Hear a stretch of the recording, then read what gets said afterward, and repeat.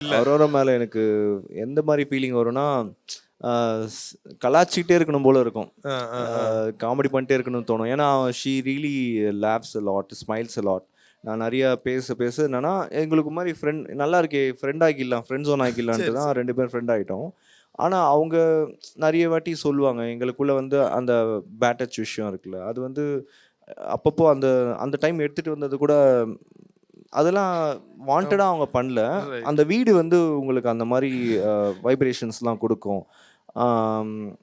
ஏன்னா க்ளோஸ்ட் என்வாயர்மெண்ட்டில் வேறு எந்த ஒரு விஷயமும் உங்களால் யோசிக்க முடியாது. இப்போ வெளியே இருந்தீங்கன்னா ஃபோன் நோண்டலாம், தேட்டருக்கு போகலாம், பீச்சுக்கு போகலாம், ஈசிஆர் போகலாம், அந்த மாதிரி ஃப்ரெண்ட்ஸோட ஹேங் அவுட் பண்ணலாம். ஆனால் உள்ளே வந்து அதுக்கெல்லாம் உங்களுக்கு டைமே இருக்கு.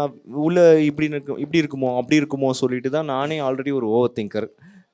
எனக்கு வந்து அந்த மாதிரிலாம் தோணி அந்த மாதிரி பேலன்ஸ் பண்ணுறதுக்குள்ளே ரொம்ப கஷ்டம்தான்.